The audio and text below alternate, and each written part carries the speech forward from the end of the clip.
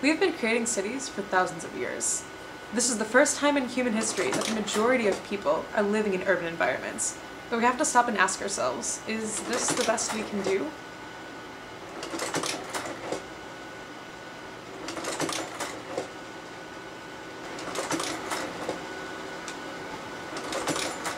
So what happened? For nearly a century, we've been building cities around this machine. In the words of Lewis Mumford, whose writing on architectural criticism and urban planning garnered him the reputation of being one of the last great humanists, we need to forget the damned motor car and build the cities for the lovers and friends. My name's Jen.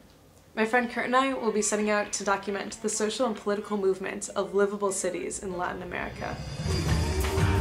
We will be traveling 9,000 kilometers through Central and South America, exploring revolutionary advancements in bicycle and pedal power technology, public transportation, and urban design. As a writer, I want to collect the voice and drive this movement, communicate with NGOs, meet progressive thinkers and urban planners, and connect with the people who inhabit these cities. As a photographer, I want to interact with the urban infrastructure in order to create a poignant visual impression of urban progress in Latin America. As cyclists, we plan to travel via bike.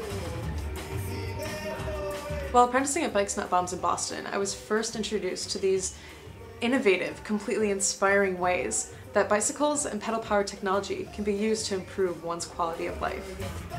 My favorite example is the organization MyPedal. They create unique pedal-powered machines for locals and farmers in Guatemala. These hand-built machines have a large range of tasks, including water pumps, grinders, threshers, nutshellers, and blenders. It was also during this apprenticeship that I first met Enrique Peñalosa, the former mayor of Bogotá, Colombia. During his term as mayor, Señor Peñalosa created protected bike paths, raised pedestrian crosswalks, isolated traffic lanes solely for rapid public transportation, and initiated 1 day a week where downtown streets are completely closed to vehicular traffic.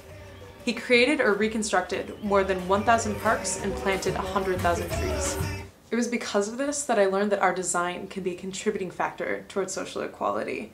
By merely installing a bike lane or a pedestrian footpath, it's an elegant and democratic recognition that every citizen has equal importance, from those who choose to walk to those who can afford to drive a car. We can change the way our city operates, and through these interventions, we can change the way that people think about equality and social structure. And the most beautiful thing about it is that it's not any philosophy that has to be learned. It's what the environment is teaching us in these subtle and inescapable ways, that this method of learning just happens when you interact with the city.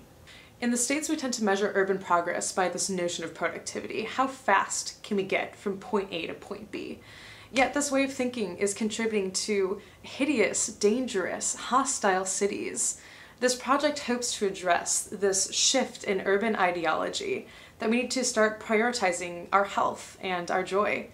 In the words of Enrique Peñalosa, he said, "Happiness is impossible to define or to measure, yet it is the only objective." Please help us fund this trip and share our findings with an international audience. The more people that fund us, the more thorough our project can become. And with enough funding, we hope to publish after our trip is over.